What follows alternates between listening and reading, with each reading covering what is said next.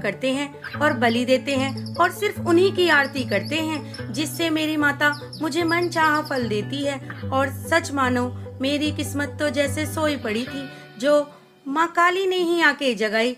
मैं तो यही कहूँगी बहन कि ऐसी देवी और कोई नहीं। लेकिन बहन, आप तो बकरे की गर्दन एकदम झटके से काट देते हो, जिससे उसकी रूह दोजक, जिसे आप नर्क कहते हो, वहाँ चली जाती है और उसे खाने वाले को भी पाप लगता है। हम भी तो बकरीद मनाते हैं, लेकिन पहले कुरान शरीफ का पढ़ते हैं, फिर बकरे को हलाल करते हैं, जिससे हमें कोई पाप भी नहीं लगता, बकरे की रूह भी जन्नत में जाती है। अरे दीदी, आप आपस में बेमतलब में क्यों खींचातानी कर रही हो? क्या आपको पता है कि स्वर्गलोक में जाने के बाद अपने पुण्य को खत्म करके वापस इसी मृत्यु लोक में आकर कुत्ते, गधे, बिल्ली आदि 84 लाख योनियां धारण करनी पड़ती हैं। और हाँ, बुरा मत मानना, आप तो अनजान गुरुओं के फंसी पड़ी हो, क्योंकि ना तो वो काली माई बकरे मांगती है और ना ही वो अल्लाह बकरे खाता है। ये तो केवल मनमुखी साधना है। आपको तो पता ही है रिहाना दीदी, ना तो हजरत मोहम्मद जी ने कभी मांस खाया और ना उस समय पर हुए उनके 1,80,000 शिष्यों ने कभी मांस को छुआ। वो तो केवल रोजा रखते थे, बंग तथा नमाज किया करते थे।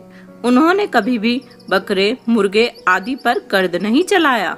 और हाँ किरण दीदी, यदि आपकी भक्ति साधना ठीक है तो क्या किसी वेद शास्त्र में इस बात का प्रमाण है कि काली माता पर बकरे चढ़ाओ? नहीं ना, तो फिर क्यों आप अपने ही सदग्रंथों के विपरीत साधना किया करती हो? ऐसा करने वालों के लिए गीता जी के अध्याय 16 के श्लोक 23 और 24 में कहा गया है कि जो साधक शास्त्र विधि को त्याग कर मनमाना आचरण करते हैं, उनको ना तो सुख मिलता, ना ही कोई सिद्धि प्राप्त होती और ना ही मोक्ष मिलता। मतलब कि इनसे आपको कोई भी लाभ नहीं मिलेगा। अरे सुनीता बहन, आप तो बहुत बात बनाते हो और अपने ही गुरु ज्ञान को उत्तम सिद्ध करने में लग रहे हो। अरे नहीं नहीं दीदी, ऐसी कोई बात नहीं है। जो सच्चाई है मैं तो वही कह रही हूँ। अच्छा, तो मैं एकादशी का व्रत करती हूँ, राम और कृष्ण का नाम जाप करती हूँ, जिन्होंने रावण और कंस जैसों को मार गिराया, तो क्यों ना आप भी उन्हीं का गुणगान किया करो। बुरा मत मानना, आप जी को शायद पता नहीं कि श्री कृष्ण और श्री राम जी तो द्वापर और त्रेता युग में आए थे। यदि उनके नाम जाप करने से मोक्ष प्राप्त होता तो उससे पहले जो सतयुग आया था उसमें भला किसका नाम जाप किया करते थे, क्योंकि उस समय तो श्री कृष्ण और श्री राम जी भी नहीं थे। हाँ बहन, ये तो आपने बिल्कुल ठीक कहा, ऐसा तो हमने कभी सोचा ही नहीं था। हाँ दीदी, तभी तो मैं आपको कहती हूँ कि शिव जी जिसका ध्यान लगाते हैं उसकी पूजा किया करो। ब्रह्मा, विष्णु, महेश और माता प्रकृति, इन चारों से ऊपर ज्योति निरंजन है, जिसे हम काल भी कहते हैं। आप सब इन्हीं की भक्ति साधना में लगे पड़े हो, जिसके कारण आप जन्म मरण के चक्र में ही फंसे रहेंगे और पार भी नहीं हो सकते। अच्छा, तो सुनीता दीदी, फिर आप ही बताओ, हम किसकी भक्ति करें? क्या इनसे ऊपर भी कोई भगवान है? हाँ दीदी, इन पांचों से ऊपर भी एक भगवान है, जो सही मायने में पूर्ण परमात्मा है। जैसा कि हम सभी को बोलते हैं, सबका मालिक एक है, तो वो यही परमात्मा है, जिनका नाम कबीर है। कबीर? हाँ कबीर।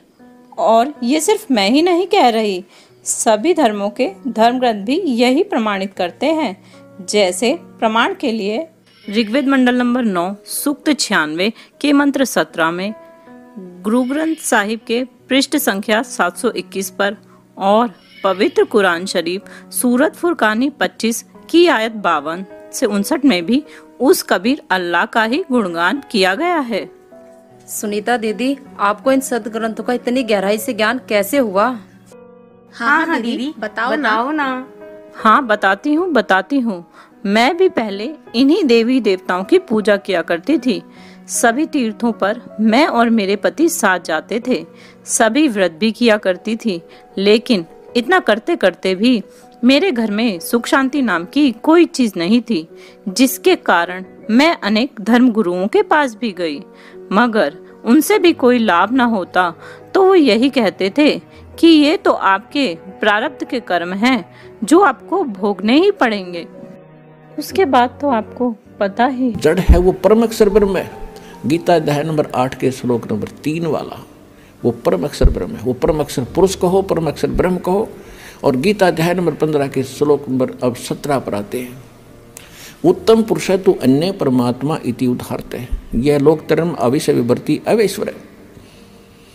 उत्तम पुरुष, पुरुषोत्तम यानी श्रेष्ठ भगवान, जिसको परमात्मा कह सकते हैं, कहा जाता है, जो वास्तव में अविनाशी है, जो सबका धारण पोषण करता है, सबके तीनों लोकों में प्रवेश करके सबका धारण पोषण करता है, वो अविनाशी परमात्मा है। वो परम अक्षर ब्रह्म है। वो संसार रूपी वृक्ष की जड़ है, जिससे सबकी परवरिश होती है। पूरे वृक्ष की परवरिश जड़ से होती है, मूल से होती है। तो वो परम अक्षर ब्रह्म जो है वो जड़ है पूरे संसार की, वो परम अक्षर ब्रह्म है। गीता अध्याय नंबर 18 के श्लोक 62 में जिसके विषय में कहा है कि अर्जुन तू सर्वभाव से उस परमेश्वर की शरण में जा, उसकी कृपा से तो परम शांति को और सनातन परम धाम को प्राप्त होगा। तो यहाँ गीता अध्याय नंबर 8 के श्लोक 5 और 7 में गीता ज्ञानदाता ने अपनी विषय बता दिया कि भक्ति भी कर, युद्ध भी कर, जन्म मृत्यु तेरी भी रहेगी, मेरी भी रहेगी। तो गीता ज्ञानदाता के पास वो कंप्लीट कोर्स नहीं है जिससे जन्म मृत्यु उसकी कट सके और उसके उपासक की कट सके। स्पष्ट कर दिया। अब वो कहता है कि उसके लिए तत्वदर्शी संतों ने खोज ले। तो इस विषय में आज तत्वदर्शी संत ये रामपाल दास है, जिला हिसार, हरियाणा। अब किसी का भ्रम ना रहना चाहिए। देखो, एक 1000 का नोट है, उस पर लिखा है कि मैं धारक को 1000 रुपये देने का वायदा करता हूँ। दास पे लिखा नहीं है, दास बोल सकता है कि मैं उपासक को सर्व सुख और पूरा कंप्लीट मोक्ष देने का वायदा करता हूँ जब नियम में रहोगे। तो पुण्यात्माओं, बिना बताए पता कैसे चले? स्वयं परमात्मा आए थे, 120 वर्ष रह के चले गए। हम लाल की पहचान करना जानते नहीं, इस कारण से मार खाते रहे। और एक तो कहना होता है, विद प्रूफ प्रूव करूँगा कि इस विषय में किसी के पास ज्ञान नहीं, किसी के पास समाधान नहीं, और कबीर जैसा भगवान नहीं, और इस परमात्मा के दास को जो प्राप्त है, कबीर परमात्मा का दिया हुआ ऐसा कोई ज्ञान नहीं। अब क्या है कि जो भी किसी पंथ से जुड़े थे या कोई अपनी परंपरागत साधना कर रहे थे, घर की पूजा होती है, उनको करते करते आज आपकी क्या हालत हो चुकी है। किसी को शांति नहीं, किसी का बेटा मर गया, किसी की बेटी मर गई, किसी की बेटी विधवा होगी, किसी का पोता मर गया, किसी को कैंसर होगी, किसी को और अन्य समस्याएं पैदा हो रही हैं। और वो भक्ति अब भी कर रहे थे, उन्हीं पंथों से भी जुड़े उनका कति विनाश हो लिया, सर्वनाश हो रहा है। अब राधा स्वामी पंथ से, धन सतगुरु पंथ से, आसाराम से, इन सब से, ये कुमार स्वामियों के वहाँ भटक गए और उनसे कोई लाभ ना मिला, कति सर्वनाश हो लिया। अब यहाँ रो रहे हैं, अब कोस रहे हैं उनको कि हमारा जीवन खो दिया 20-20, 30-30 वर्ष। अब क्यों, कैसे संतोष होगा? उन पुण्यात्माओं के एक अनमोल जीवन को नाश हो गया। अब तो पता नहीं था उनको अभी तक कि इतनी कीमत है इस मनुष्य जीवन की। यहाँ आने से पता चलेगा ये कितना कीमती है। और अब यहाँ आते हैं और कोई कहता जी मैंने 20 वर्ष हो गया राधा स्वामी में था, इतने दुख गिनवाता है, मुझे भी रोना आने को हो जाता है। और फिर उसको कहा जाता है तू वहाँ 20 वर्ष खो दिए, अब यहाँ 20 महीने या साधना करके देख ले, तेरे वारे न्यारे ना हो जाता है, बेशक कद्दे छोड़ दिए फिर। और पुण्यात्मा वो तत्वदर्शी संत और वो पद्धति जो भगवान को पाने की और सत्ता स्थान मिलने की, जन्म मृत्यु का रोग काटने की इस दास के पास है। आओ और ग्रहण करो। हम पलकें बिछाए बैठे आपके लिए, जितना देर से आओगे उतना घना पछताओगे। बोलो सतगुरुदेव।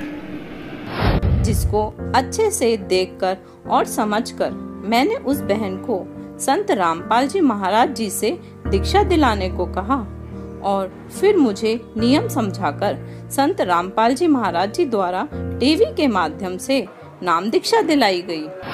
और ताजुब की बात तो ये है कि वहाँ पर मेरा एक भी पैसा नहीं लगा, क्योंकि वहाँ पर सभी कुछ निशुल्क था।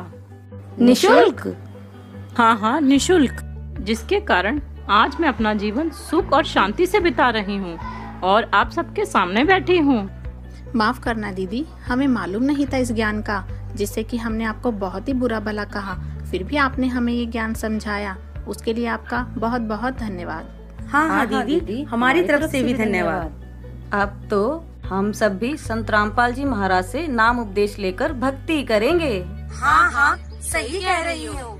अरे क्यों नहीं, लेकिन धन्यवाद करना है तो मेरा नहीं, संत रामपाल जी महाराज जी का करो, जो कितना संघर्ष करते हुए इस ज्ञान को जन जन तक पहुंचा रहे हैं, ताकि सभी को इस ज्ञान का पता चल सके और सभी लोग सुखी हों। बोलो सद्गुरु रामपाल जी महाराज की जय हो।